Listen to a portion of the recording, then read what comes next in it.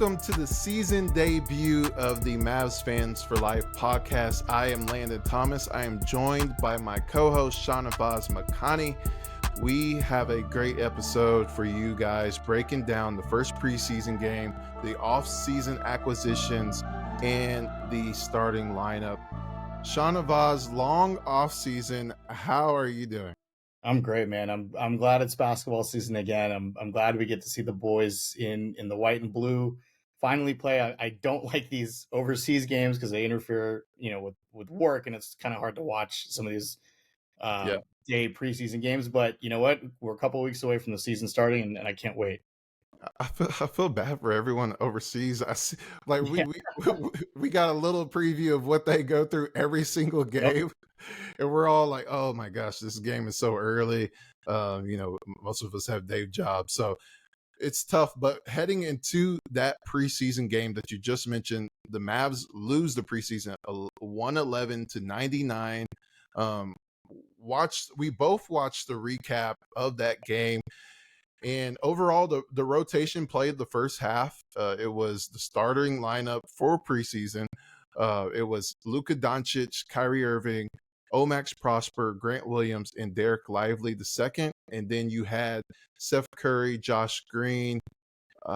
You also had Dwight Powell and Maxi Kleber come off the bench. And then you saw a little bit of minutes of Jaden Hardy in the first half as well. So it seemed like that would be the rotation. Tim Hardaway Jr. was out with a sore right hamstring, so we'll find more here soon if he'll be able to play tomorrow in the second preseason game against the Minnesota Timberwolves. But it was an absolute slugfest for the Wolves. They were up by like 29 at one point in the first half without Anthony Edwards. But the bench of the Mavericks did come back in that game in the second half when they were playing against the Wolves starters. So I'll start with Shahnavaz. Just what's your overall thoughts on the game itself? What did you like and what did you not like? I don't take too much stock into these preseason games. I think it's, and it's easy to overreact right after game one, which we know Mavs fans sometimes are prone to do, but I don't put too much stock into this. I mean, I think I liked seeing the comeback, or at least a little bit of a run there when Hardy and Josh Green were out on the floor, because I know that those are kind of the two key guys, right? Whether Green starts or not, but if he's off the bench, I mean, seeing them, kind of the way that they're gelling again, again, it's still the first preseason game, but seeing the way that they work together and seeing that little bit of run that they kind of got out of the second unit, I mean, that's definitely encouraging, right? You look for, when you watch these early preseason games, you really want to get a sense of like where the small improvements, from last year that some of the key players wanted to make. I mean, Luka's going to be Luka, and it was 25 points in like 17 minutes. I mean, that's classic like Luka Doncic play. But seeing Hardy and Green kind of really, take the reins and be aggressive and really kind of not have that fear that we kind of saw, especially out of Josh Green the last couple of years. That's definitely an encouraging sign for a team that's mixing in a lot of new players. Yeah, definitely. I feel just watching just watching Hardy's confidence, just going into that second season. Now he feels like he has, put his name out there. Last season, at the end of the season, he was in the rotation. He was getting regular minutes, and he was really shining. He was really shining as the third option for this team. And you have Seth Curry come in and Josh Green, who you just mentioned, who did great. He really went back a step in the rotation, but he still showed what he's able to bring is pushing the tempo, driving, and he did get stronger. He talked about it in training camp, working on his upper body so he can finish with the bigs, and you just saw him going at the rim and taking that contact, which is something really good to see. And you mentioned Josh Green as well. Josh Green, he does a lot of things. He does those intangibles and stuff that you don't see on the box score, but he's also someone that you can put the ball in his hands because he has that court vision and he has that athleticism as well, and he can shoot. That's what you really want, like you said, either in the starting lineup or off the bench. So those were two positives definitely that I saw. What do you think about Omax Prosper in his first real playing time against NBA players since summer league. Yeah, I think you could kind of see there's still some room to grow. I think Yeah, for Romax and for Derek Lively both. I mean, it's yeah, hard. It's hard when you're Derek Lively and you're a guy that is drafted as high as he was, and you normally don't play against a lot of bigs in college, especially when you only play one season at Duke. You come in your size of first Rudy game. Gobert. Yeah, your first game you got to play against Gobert and Karl Anthony Towns. Like that's Yeah, not both. ideal, right? I mean, that's you're talking about two of the the two all-star big men, that you got to go up against your first matchup. So, they're young kids. I mean, I think more importantly is getting them reps and getting them NBA playing time. I mean, getting them comfortable with the way that the game is at the professional level, because it's entirely different than it is in college, right? It's the same thing when you look at college football and you got a player going from college to the pros. I mean, there's going to be rust there, Yeah, and it just takes time for them to kind of sink into their shoes and start playing well. And whether they're going to be in the starting lineup or not, I mean, that's something we're going to have to see. But I think they add so much to what this team needed from a rebounding and athleticism and youth perspective that I see both of them getting regular minutes. I mean, I don't think this is a situation where early on we thought, okay, both one, if not both, are going to play in the G League, and how long is it going to yeah, take for their development and things like that. I think you've got finally, for what feels like the first time in a long time, you've got a really good mix of veteran presence on this team, but also youth and athleticism, and you can kind of play off those parts together. So I think, again, it's one game. I mean, I want to see, over the next few weeks as the preseason plays out, I want to see, kind of let's see game to game if there's improvement, right? For each player, right? For yeah. Omax and Derek Lively, let's see how they're improving, and then when the regular season starts, how quickly can they, kind of use that experience that they've gained in the preseason to get acclimated and how quickly they're going to start contributing for this team. Yeah, and I agree with you. I like, to be honest, I don't even pay attention that much in preseason. It's hard to. Yeah. Um, it's an exhibition, and we all fiend for some basketball. It's been a while. Summer league is a preview, but they're players trying to fight for teams or Yep. playing in G League or overseas, and you only get like 2 or 3 on each team that are actually on the team. So this is kind of like the first real test in the process of offseason heading into the first game. But I'm like you. I want to see a little more. At least at least the second game, because I mean, did you see on social media? I mean, the players were playing Xbox in the desert. That I was mean, they sick. were That riding is so camels. cool. I mean, That is that's so cool. I'm so jealous. I'm so jealous. But Oh man, it's I mean, if I could go, if there's one place I want to go, and travel, that's Abu Dhabi, Dubai, like that whole area. It's like yeah. just to be. I mean, you see all the cool stuff that goes on there. It's so awesome. It really is, and just the sights and the videos and pictures. But so look, let's just get into the second game. So we Yeah, can have a exactly. true assessment. But I agree with you. I feel like Omax is he's a player that you need in the rotation. He will develop into that player that you envision him to be. I don't think um, he's ready right now, but from what you saw in practice, he looks ready. But you're playing against the same players each time, and this is his first real showing of playing against another player that's not on your team. And just from what I saw, just his foot speed needs to get a little quicker. He's adjusting to NBA type speed, and then also just the physicality when the switches. Karl Anthony Towns took advantage of him, and that's an all-star. So you expect that from a new rookie. But I think over time he will be able to play those type of players and at least make it hard for them. But at this point in time, it seems like you would rather go with the safe bet and Josh Green, who's been through it, last year, and then you can have Omax come off the bench and play, those bench players and just use that confidence and get better at his individual skills. And then you just mentioned Derek Lively as well.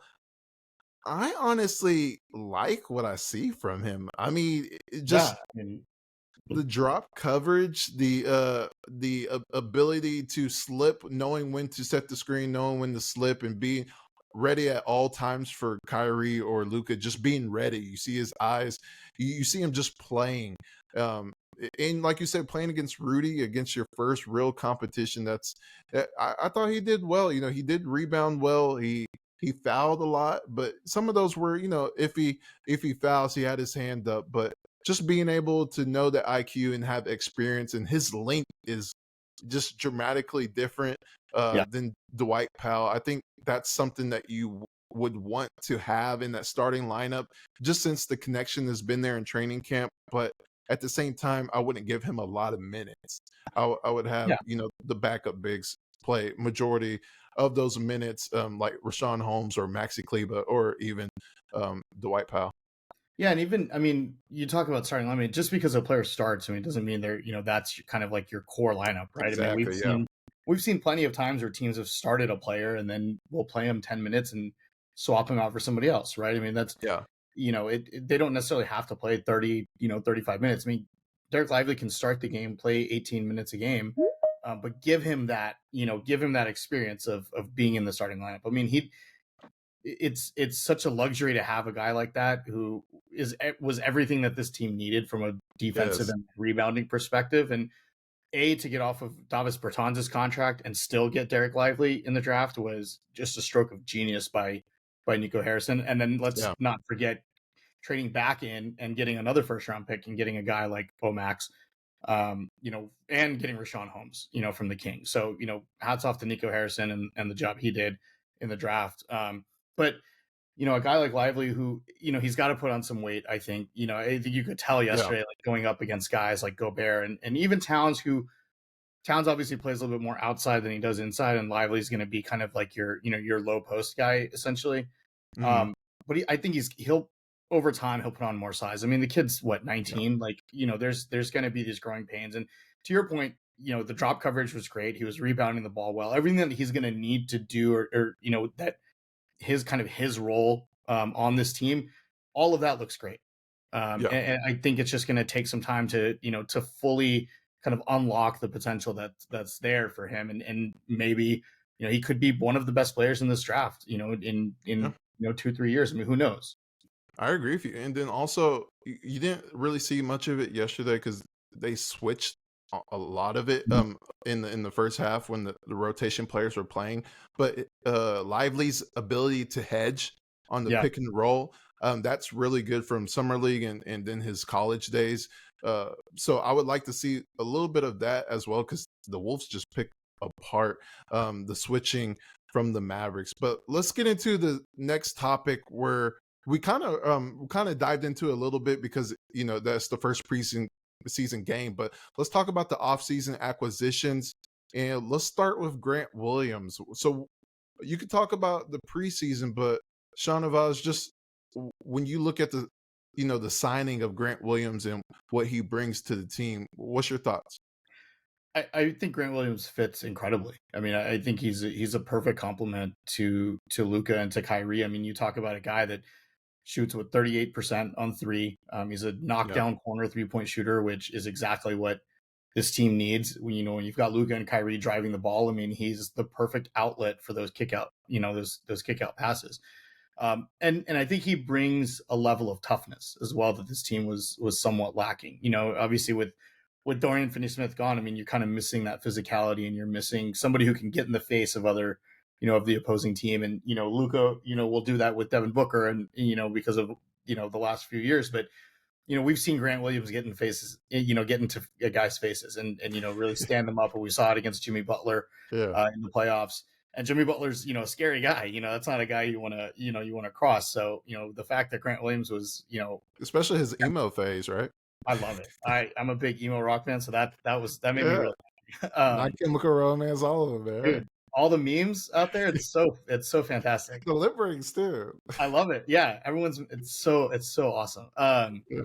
But no, I think he's a great fit, and I think he's been coached by really, really good, by good coach, right? He was at Tennessee under Rick Barnes. Obviously in Boston with with Ime Udoka at first, and he's got Brad Stevens there as an exec, and so he's been under really really good good people and playing alongside one of the best teams in the Eastern Conference, and Jason Tatum and Jaylen Yeah. Brown. He knows his role, right? He's not a guy that says, oh, I need X amount of shots, right? He's the guy who's going to probably guard the opposing team's best player, and then he does all the gritty work. He'll rebound for you, he'll set picks, and when you need that corner three, when the paint gets kind of clogged up, he's going to be the guy I think that Luka and Kyrie are looking to to hit some of those shots that quite frankly we need, that we missed way too many of last year. Yeah.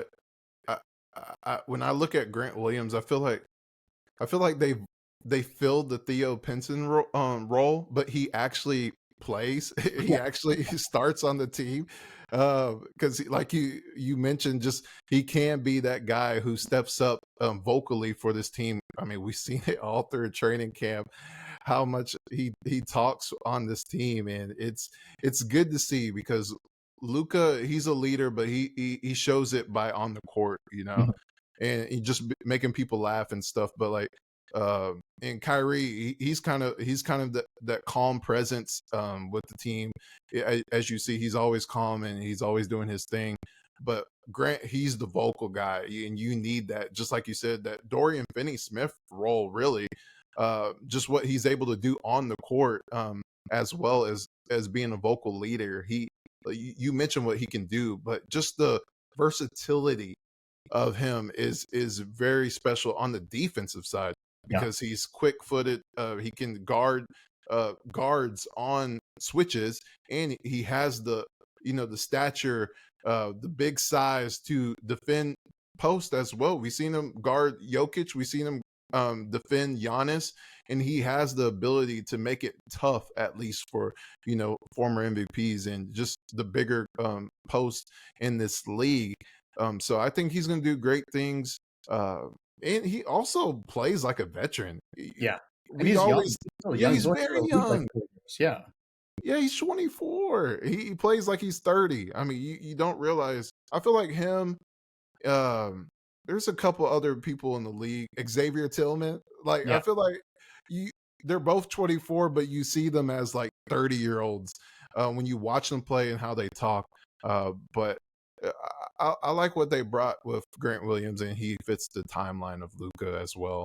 Yeah, I think one of the key things also with Grant, and Grant's kind of the prime example of this, but it's so funny as we go through this, this topic of, the offseason acquisitions. I mean, every single one, even the draft picks, are versatile, athletic, guys that can play multiple positions, guys that can do multiple things. I mean, you see, it's very easy to get bogged down and say, all right, we need we need this, we need rebounding, so we're going to go after Rudy Gobert, or we're going to go after a guy who can only do one thing, right? Like, you remember there was the talk of, should the Mavs trade for Rudy Gobert last year? And it was like, I don't know, man, like, do you really need just like a 7-1 guy that can't do anything but rebound and dunk? Like, everybody on this team that they brought in can do multiple things, which I think in today's NBA is extremely, extremely important.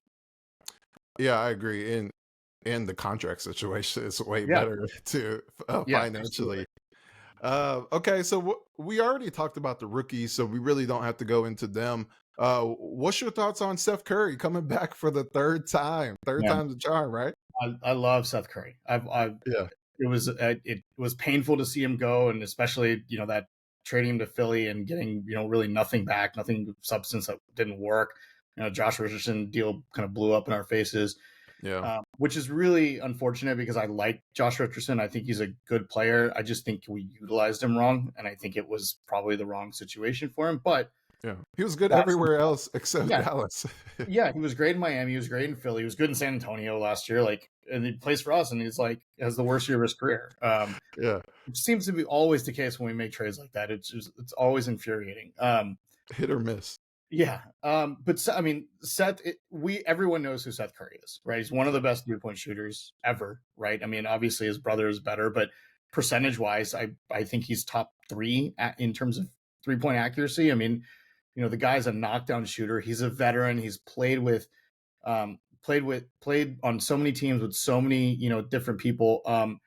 and I think he's always had somewhat of a chip on his shoulder, being an undrafted guy, right? Having to go through the Yeah. grind of the G League, getting, playing on so many different teams, not really having, that kind of stability and security. And I think that means something to guys, right? Yeah.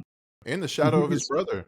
yeah, he's in the shadow of his brother, even his dad, right? I mean, everyone talks Yeah. about Paul Curry, and Seth kind of gets lost in translation. But you look at his numbers, and he is again exactly what this team needs, right? I mean, he's a knockdown shooter. He's a leader on the court. I mean, when you talk about guys coming off the bench, especially with young guys like Jaden Hardy and Josh Green, you need that Yeah. that veteran presence with them, right? You don't want to you're not handing the entire the keys to the season to Jaden Hardy coming off the bench, right? Yes, Yeah. Hardy's going to get his points and his minutes, but to have a veteran presence next to him like Seth Curry, I mean, that's fantastic. It's awesome to have. He's a great distributor, and he just knows how to play. He knows his role. He's very comfortable in it. Again, the same thing that we talked about with Grant Williams, like he knows what he's about. He knows what he's brought here to do.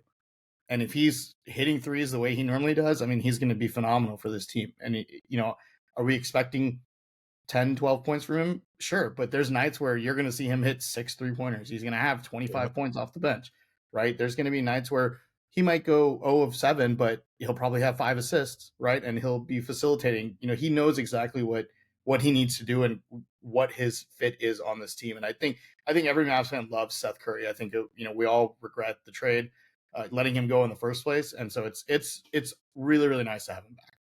It really is. It's going to be interesting to see how many minutes he does get. And just who the starting lineup will be day one of the regular season, and just the rotation. He is going to get minutes, but I would like to see just the gravity pull that Luka and Kyrie has.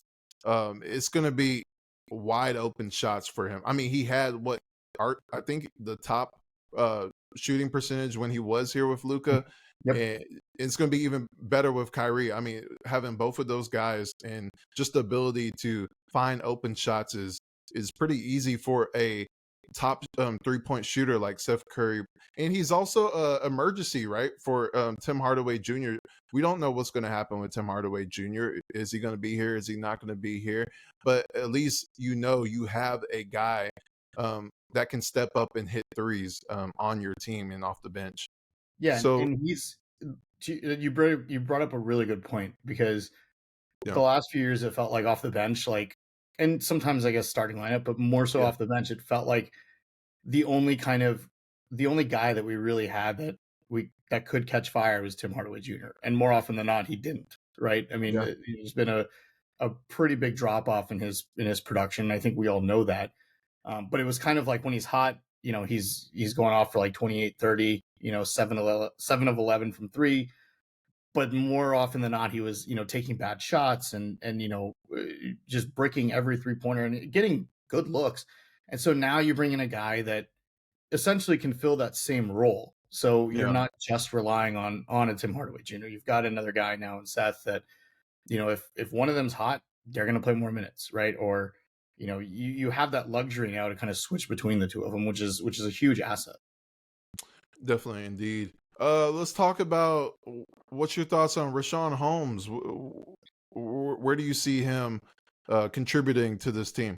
Yeah, I think it's interesting with Rashawn Holmes because the fit on paper is good, right? I think he fills a void that you have, and I think we're going to see Rashawn Holmes kind of play. I don't know if he's going to start, to be honest, but I think we're going to see um, decent minutes from him, maybe to start the year, and then I think as kind of this center, rotation, front court um, rotation kind of figures itself out, we're going to start to see we'll start to see certain players separate themselves from the others as we get Yeah, into maybe like December, because now you've got probably four guys that could legitimately start at the center position between Lively, yeah, Powell, Kleba, and Holmes, right? So I think as the preseason goes, and I think as the first few weeks go, I think we're going to see all four get minutes, and we're going to see kind of who's gelling better with what unit, right? Is Powell better with the first unit because of the chemistry that he has with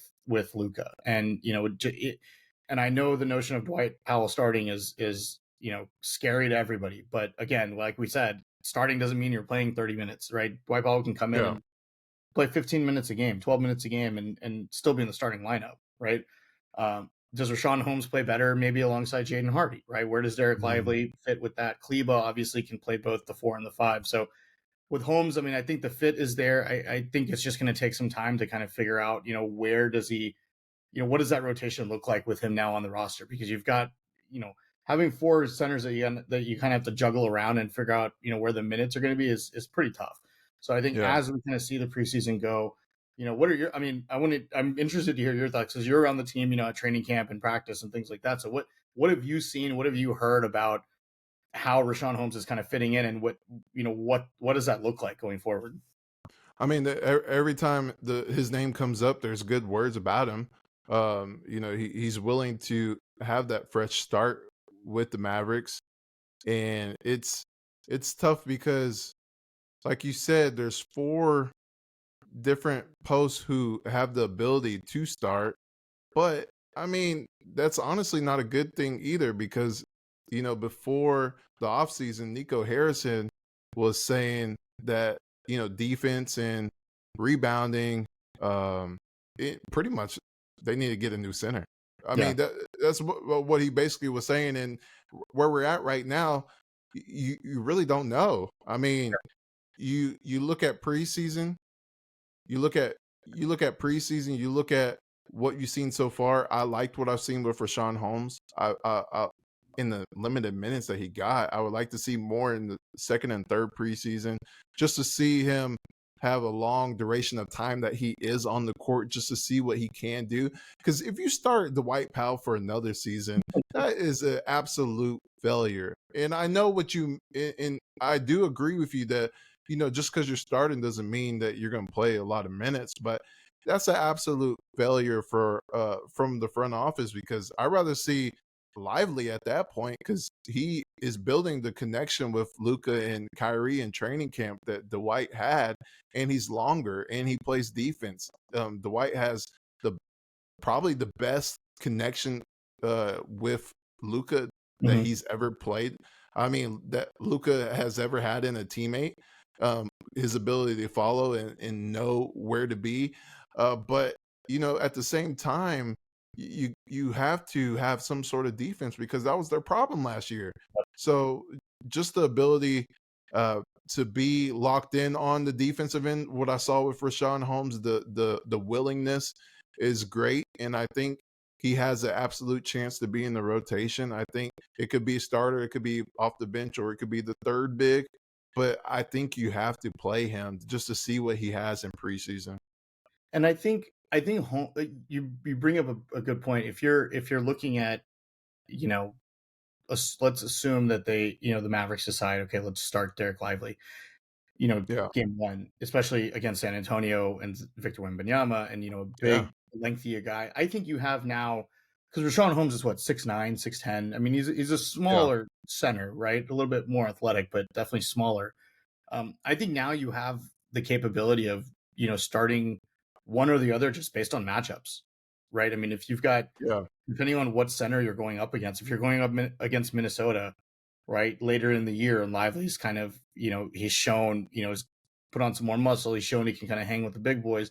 Sure, you put him in, but if you're going up against, maybe the Nuggets, and you need somebody who can move their feet a little bit better, somebody who's a little bit quicker, can defend the perimeter, do you yeah, then go with Rashawn Holmes at starting center, right? So I think that you're afforded this luxury of being able to kind of interchange those parts together. And to your point, I mean, Dwight Powell does not need to start another game. My only concern there is Jason Kidd is still the head coach, and we all know what Jason Kidd likes to do, and that's go back to what he's always done. And it would not shock me if Dwight Powell starts. Whether it's in the season, the game 1, or whether it's later in the year, would not shock me at all to see Jason Kidd throw him in the starting lineup. But I completely agree with you that there's no reason why he should. Right? He should be your third big, your emergency big, the veteran presence on the team that is there for chemistry. He's there for, somebody goes down, for with an injury for a week. Okay, cool. Dwight, we'll plug in Dwight, to yeah. come in and play. But I agree, he should not be anywhere near the starting lineup. Okay, so the last two, Derek Jones Jr. and Dante Exum, what's your thoughts on them? I mean, right now it looks like Derek Jones also was not able to play in the preseason game, but what's your thoughts on those two players and um, how they will contribute to the team if they get any minutes at all? Yeah, I don't know if they're gonna get any minutes. I Dante Exum is really interesting because if you remember, he was a lottery pick by the Jazz a few years ago. I think went Yeah, fifth overall. Um, Another guy that kind of there's not he didn't play much when he was here in the NBA, and then obviously went back overseas. Um, so it's kind of an unknown, right? We don't really know what Dante Exum is, right? I mean, he's yeah, obviously lengthy, he can defend, but he couldn't shoot when he was in the NBA. And that was kind of the knock on him, was that there was no, it wasn't really a great shooter. And so for a team that needs shooting and athleticism, I mean, it's going to be interesting to see kind of where he fits in, and maybe he's a reclamation project. I mean, maybe he's somebody that by the end of the year is getting significant minutes because of the way that he's improved his game or whatnot. So we'll just have to see, I think, on Exum. But Derek Jones Jr. again, you go back to athletic guys that can switch on defense. Guys that aren't afraid to drive the lane. Um, Derek Jones Jr., a high flying dunker. I mean, we've seen the highlight reel from him, and his ability to catch lobs. I mean, that's for a small forward. I mean, that's it's pretty impressive. So I don't know how much he's going to get minutes. I think a lot of this, Landon, is also hinging on Tim Hardaway Jr. I think yeah, he's kind of that one guy that obviously he's going to play, but it's no secret that the Mavericks are looking to move him, and I think this year is finally going to be the year where he's not on the roster anymore. yeah, But whether that trade happens now, whether it happens closer to the deadline, I mean, I think that's gonna dictate a lot of what the rotation looks like, because right now he's gonna play, and he's gonna whether he's starting or whether he's coming off the bench, he's gonna get pretty decent minutes, I would think, just as a veteran and a guy that Jason Kidd obviously trusts and has obviously played. But while he's getting those minutes, I mean, you're taking them away from somebody else, right? So I think yeah, his position on this team is going to dictate a lot of what these new acquisitions, especially with the likes of Derek Jones Jr., Dante Exum, maybe even Omax. I mean, I think what the Tim Hardaway situation, the way that plays out, is really going to kind of free up some of that going forward. yeah. I agree. It's going to be interesting how they approach the Tim Hardaway situation, and is he, like you said, is it now? Is it trade deadline? Um, what's going to happen with that situation? And honestly, majority of the time the Mavericks play one guard, three Mhm. wings, and one big. So I mean, they have plethora of wings that you can plug and play, especially with the addition of Curry. And you got Omax who can play in there. You got Josh Green. I mean, Derek Jones Jr. You just talked about his athleticism. I mean, he's probably one of the only guys, one of the few guys that can, you know, play small forward and can play a little bit of small ball center. Yep. With just the athleticism that he has. But it's going to be interesting how they in Exum as well, how he fits on this team. They might not play much, but it's a good resurgence if they do play, and it just improves the quality on the bench that you have compared to last year. Um, And depth is something that this team has sorely been lacking for the longest yeah, time. It feels like, agree. right? I mean, Yeah, we've seen when Maxi's gone down with an injury, or Luka's been out with an injury, or some. I mean, it's like we're scrapping at parts, trying to piece together a starting lineup, and even a 8-man rotation that can hang with any NBA team, and it feels like that's been a huge problem. And now finally, you're in a position where, sure, Derek Jones Jr. may have 6 consecutive DNPs, but the second somebody goes down, now you've got a veteran guy who can come in and immediately make an impact in an yeah, NBA game. We've seen him do it before. So having those pieces, even if they're on the bench, even if they're getting multiple DNPs, just the fact that you have those pieces that can come in for you if needed it's such a turnaround from where this roster was even a year ago. yeah. It really is. Okay, Shahnavaz, the main event of this debut episode of the season, the starting lineup. It's been a huge topic in training camp and the off season as well. I'll start with you before I give my thoughts on what it is. But what do you think is the best lineup used for this current Dallas Mavericks roster? So I've thought about this a lot. I think, actually, no, I don't think. I think the opening day lineup, and I think the best lineup right now should be obviously Luka, Kyrie as your Yeah. backcourt, Mm-hmm. Grant Williams at the 4. And I think Okay. the biggest question obviously is, all right, 3 and 5. Like who's at the other forward? Who's your center? Yes. I'm sticking with Josh Green as my starting 3. I think we've seen the improvement year over year. And I think with Josh Green, the biggest thing, and we talked about this last year, Landon, is confidence, right? We've seen kind of the rug pulled out under him Yes. by Jason Kidd, right? I mean, what was it? He had like that 30-something point game, when he was starting, and the next game, Tim Hardaway Jr. was in the starting lineup. It's like, no, like let the kid play. Like the talent is there. We've seen the improvement. It's the confidence that he's got to be able to have to say, you know what? Yeah, I've got the trust of my coach now. Like I'm in the lineup. Like the versatility he provides, the athleticism, the improved shooting. I mean, he's a perfect complement to Luka and Kyrie, and I think he's got to be in that starting lineup as well. And then at center, I'm going to go on a limb and I'm going to say Derek Lively. Like I think, and again, I think it's something you can obviously swap, right? If you want to start Kleba one game or Rashawn Holmes, but I think Derek Lively gives you the best chance to win because this team, like you mentioned earlier, Nico Harrison said, biggest things we need to focus on are defense and rebounding. Well, who's the best rebounder on the team? Who's arguably the best rebounder on the team already is Derek Lively. And I think depending on how this preseason goes, we've seen the highlights in training camp, the connection that he's got with Luka and Kyrie. There's a lot of alley-oops there that are going to be on the table for him. Yeah. And just the presence he provides as big of a guy as he is, as lengthy as he is, going up against guys. First game is against Victor Wembanyama, right? I mean, next game is against Nicholas Claxton. Like, these are good, front court players. And so I think giving Derek Lively the opportunity to start, he doesn't have to play 20 minutes a game, play him 15 minutes, but give him the opportunity to start, give him that confidence as, the next quote unquote Tyson Chandler of this team, if you will. But I think you put him in there and you roll with it. So, I think that's the best lineup. And then, your bench, you've got enough depth on your bench. You've got shooters on I think it's a great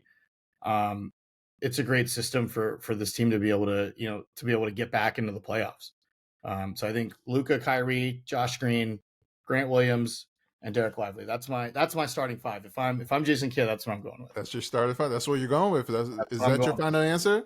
A final answer. All right. And that's funny that you say that because Wemby and Claxton is the first two. I mean, those are probably two of the handful starting centers that Lively is bigger than weight wise. I mean, just weight wise. But super small, thin guys, right? So it gives Lively a chance to it gives him a chance to bully people around before you got to go into, you got to play Memphis and Steven Adams, later on. I mean, that's going to be tough, right? So I think you give him based on matchups, I think he should be most nights he should be your starting center. Yeah, and I'm gonna go with so like you. I mean, we know Luka, Kyrie, and Grant are for sure starters. That's just the obvious. But when I look at the remaining two and I sit down and just analyze just who that's going to be, I agree with you. I really didn't want to do it on the debut episode of the season, but I mean, we usually agree a lot on things, and I think that is the best starting lineup for this roster. And Omax, he's getting a chance to be thrown in the fire, just see what he has, and he's been playing great in training camp, and I think he is good, and I think he should be in the rotation. I just don't think he's ready to start. I think you'll find more value from him off the bench, especially going against other bench guys, Yep. and build that confidence. So I think those two guys are the best of what you have in the starting lineup, and it makes the offense less predictable when you have Mhm. Josh Green in the lineup as well, because he does have court vision, so you don't have to get scared when he has the ball in his hands. And it's a contract year. Yeah, Put there you him go. in the starting lineup, and he's There a you go. restricted free agent, so you don't have that worry You of know, fumble the Jalen bag on the Brunson and Christian Wood. If they panned out and then they leave for nothing, you actually can play him, give him all the minutes you want, and you can match whoever pays him. So that's what I think. I couldn't agree more. Yeah, and Omax, I mean, I agree. I think he'll have a spot in the rotation. I mean, you're not, most first round picks do, obviously, right? I mean, I think Yeah, it's very unlikely that you see a first round pick as a rookie year not be in the rotation.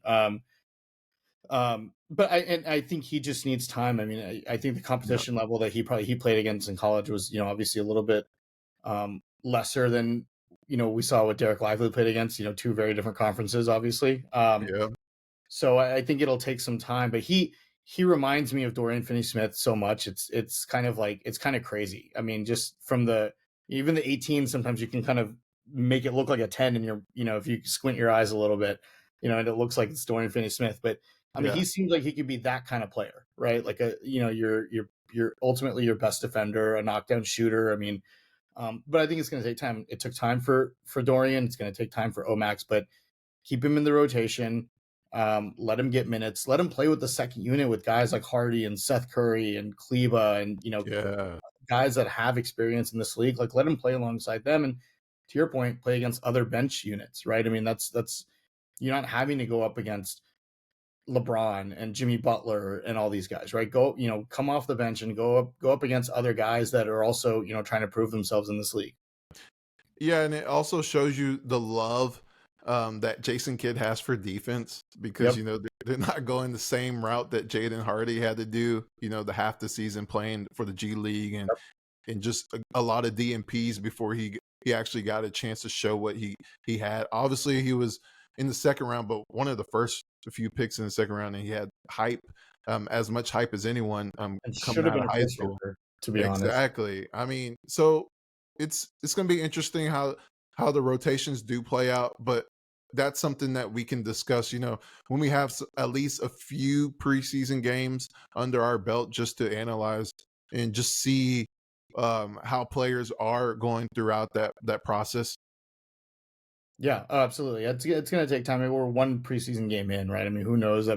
Tomorrow's lineup may be completely different than the one that we saw Yeah. yesterday, right? I mean, as Jason Kidd tries to figure out, who are those other two spots going to? So I think it's going to be interesting. And in a blowout game like that, I mean, obviously, we saw the bench get a lot of minutes, and we saw, guys like Jelly Walker come in and Yeah. Mike Brown, and so we see guys are kind of on the fringe of the roster, right? Not the rotation, but even the roster, even the G League roster, I think.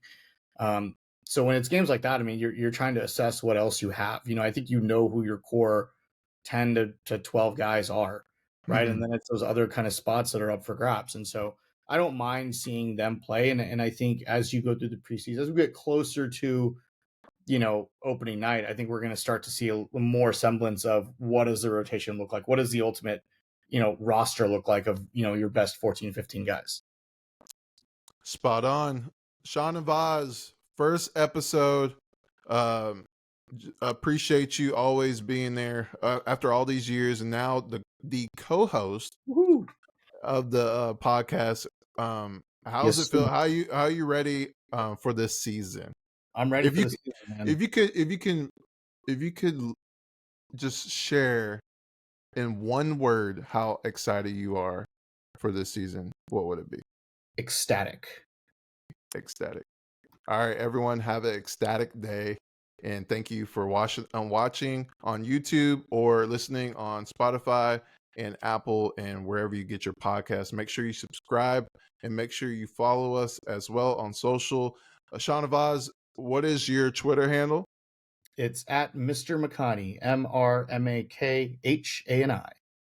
And I am Landon Thomas at 65 Lando. You already know how to spell it. So goodbye, everyone.